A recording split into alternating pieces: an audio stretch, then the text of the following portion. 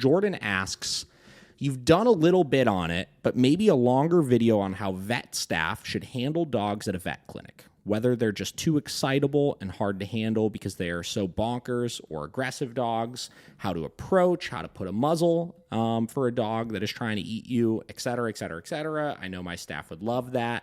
Try to explain things, but visuals get people further and don't always have the time, and she doesn't always have the time for the visuals, right? So basically, in a nutshell, vets.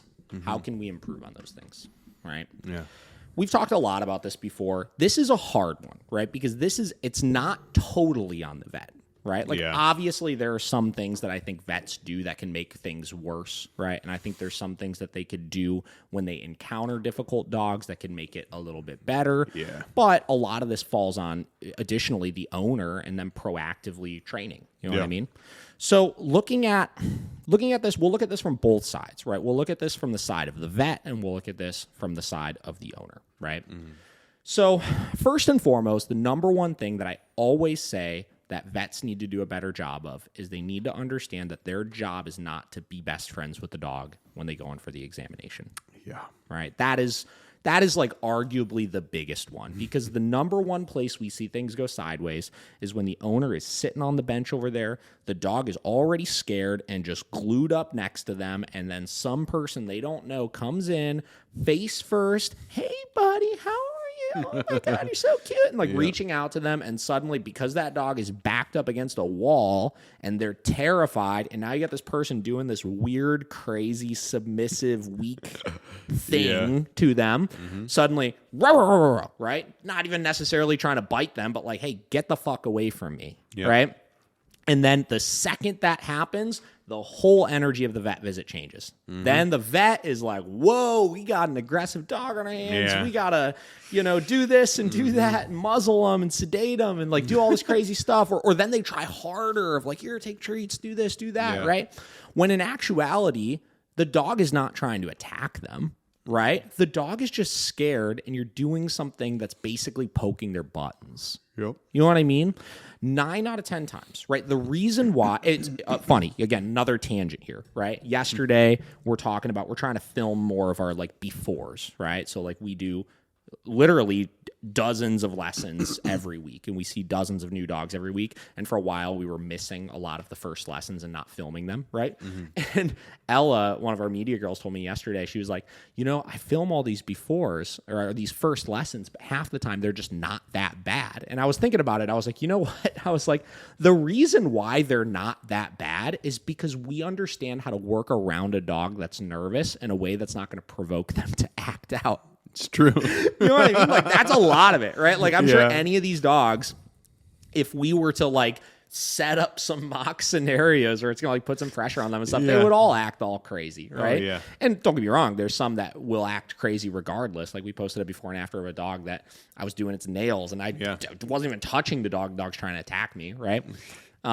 But vets can adopt some of those principles, right? When we get a new dog that comes in for training, our training facility is to a dog that's never been there before, is very similar to a vet clinic. It smells like dogs, right? It smells like the cleaners and stuff they use at the vet. You have some random person you don't know approaching them that is going to handle them on that first session, that's going to touch them and poke them and prod them, et cetera, et cetera, et cetera. True. You know what I mean?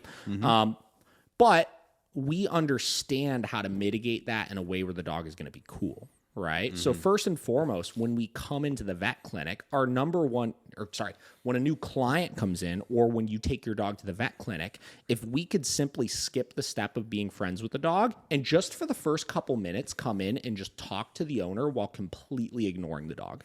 Right? That's one thing right off the rip that we should be doing. Don't come in and reach for the dog. Walk in, totally ignore the dog, and let the dog get used to, just for a couple minutes, you getting in the room, not paying any mind to them. That alone will go a long way, right? Yep. Second thing, right? And this is the same process we do, right? When you do need to interact with the dog, right? Don't go and approach and talk to the dog or anything like that. Have the owner hand you the leash and take the dog away from the owner, right? If you take them out of that fight or flight zone of them being trapped against that wall that is their owner, and you remove them from that, right? 9 out of 10 times, you're getting the dog into a slightly more submissive state of mind. And when you actually go to interact with them, because the owner's over there and in the dog's mind, they're like, I can get away and create space from this person and go back to the owner or something like that. They're no longer in fight or flight. Flight is an option, and they're less likely to aggress on you, right? And again, same process we do with every single dog that comes in for a board and train or for a one-on-one class is this. We talk to the owner for a couple minutes. We remove the dog from the owner. Then we go to collar them up. Collaring them up is the equivalent of any vet going in and poking and checking a paw and giving a vaccination or any of those types of things, right? It's the same intrusive kind of behaviors that we're doing, but because we've put in place those steps, it doesn't go bad, right? So that's the biggest thing that you could do, right? The second biggest thing you could do if you're working in a vet clinic is seek to understand aggression better, right? Now, the reason for that is not because I want you working with aggressive dogs. And if I think that if a dog comes in and is actually a bite risk, that you should need to handle that dog or anything like that. That's not why I say that.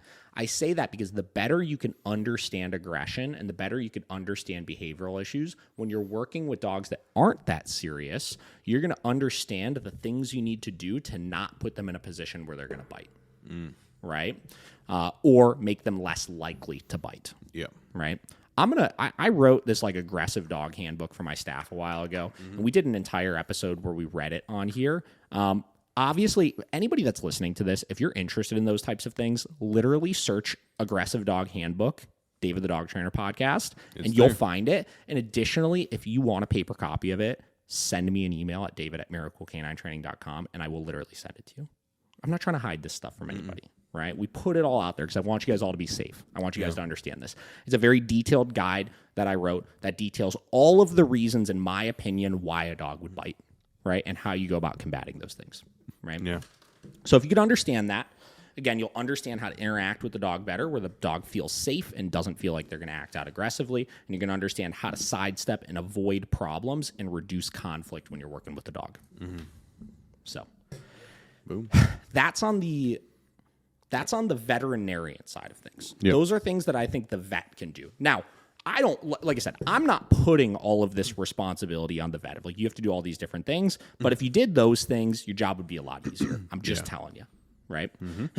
Secondly, getting back to the conversation of, understanding the aggression. I think the more you understand it, the less you'll be scared off by certain things. The amount of times I've had a dog growl at me or bark at me or kind of snap at me or something like that, like in that initial exchange, it doesn't happen all the time, but it's happened enough where at this point, because I understand those signs the dog is giving me, it doesn't scare me off right away. I was doing a lesson a couple weeks ago with this dog, and we were working a recall, and I was calling the dog away from the owner, and the dog started like baring its teeth and right, like he was mad, he didn't want to come, right, he was nervous, stuff like that, and the owner was like, "Oh my gosh, like that." If I saw, she worked in a shelter, she's like, "Oh my god, if I saw a dog doing that, I would be super nervous." I was like, "Yeah, but like because I've seen this behavior so many times, and I've seen the context of this behavior so many times, I understand he's just acting defensively. He's not seeking out aggression. And as long as I don't do anything to invade that space and push those buttons, he's not going to come over and just like attack me." Yeah. Right? Just that it isn't going to work that way. Right? But that's because I understand that.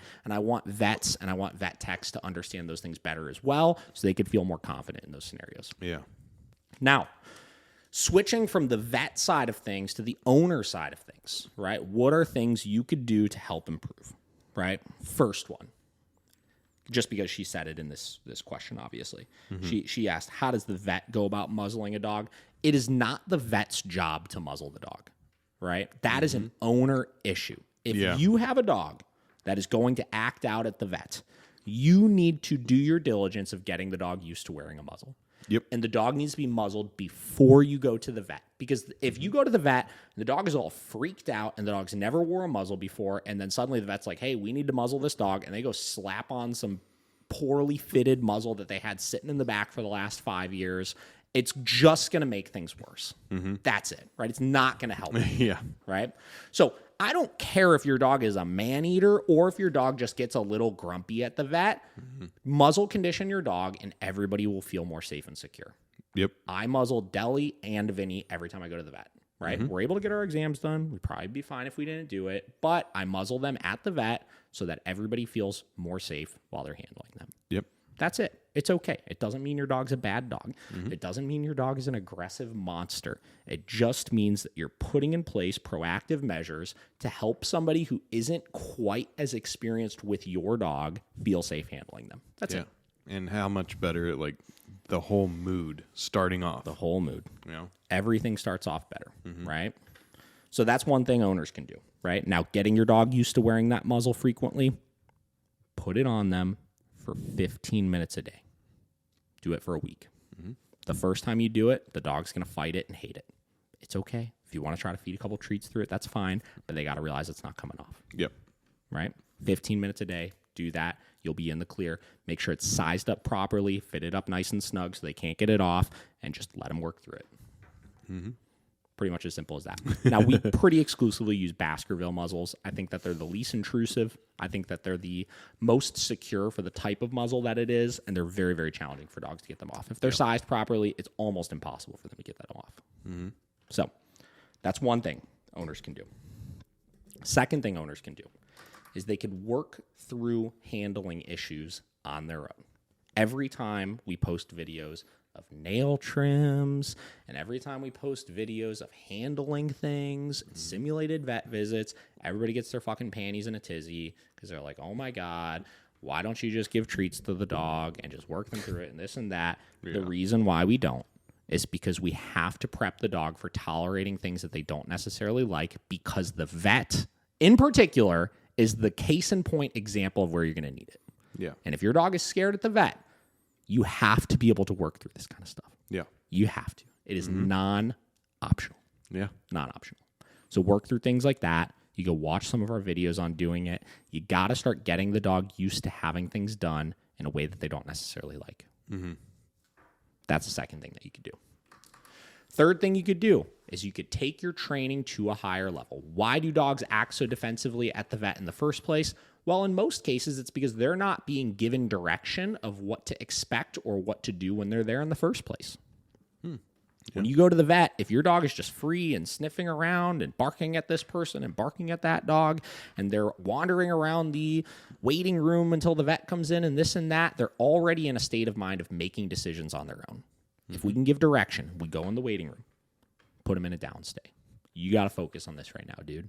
We go into the actual exam room. We make them hold a downstay, and then we release them when the vet comes in to let them go and do the examination and stuff like that. We're giving direction. We're getting them out of the state of mind of making decisions on their own, and we're making it more likely that things are going to go successful. That's what's on the owner side of things. Yeah. So let's put all these pieces together. So if the vet waits just a couple minutes and talks to just the owner without acknowledging the dog when they first walk in the room, if the vet doesn't try to be best friends with the dog and just grabs the leash, takes the dog away from the owner, then starts the examination process, if the vet understands aggression a little bit better so that when the dog does inevitably snap or bark or growl or something like that, they're not scared off by it, thinking the dog is an aggressive monster. If the owner muzzle conditions the dog before they go to the vet and wears the muzzle before they go into the vet, if the owner has worked through handling things on their own to make sure the dog is tolerating things they may not necessarily love and teaching them that it's okay and nothing scary is happening, and if the owner has a well-trained dog that they can give direction to when they go to the vet before the examination starts, everything is going to be 10 million times better. And I'm shocked I remembered all those steps and was able to verbalize all of them start to finish again. Yeah. That's going to make a good clip.